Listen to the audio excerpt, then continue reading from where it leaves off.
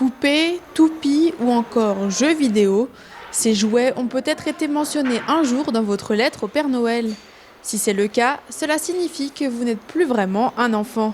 Mais peu importe, il n'y a pas d'âge pour s'émerveiller devant autant de jouets. C'est exceptionnel de voir d'anciens jouets, même des nouveaux.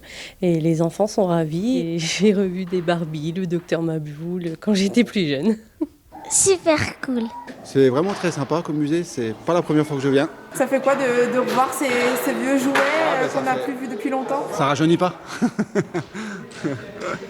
Mais ça fait plaisir.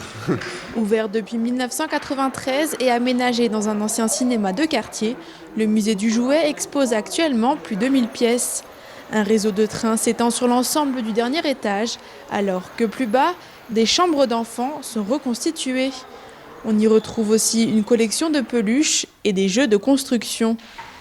Récemment, de nouvelles pièces ont fait leur arrivée au musée.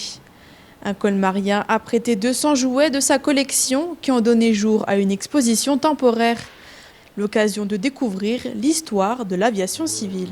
On voit bien en fait que surtout que le fait de voler a toujours fasciné les hommes, et quand on a commencé à créer des engins volants, les fabricants de jouets ont suivi le mouvement, et donc c'était comme un effet de mode. Et puis on voit bien l'évolution du jouet, on passe des jouets assez fragiles avec des petites tiges en métal, assez délicats, en mécanique qui se remontent, et on finit avec des gros avions en tôle.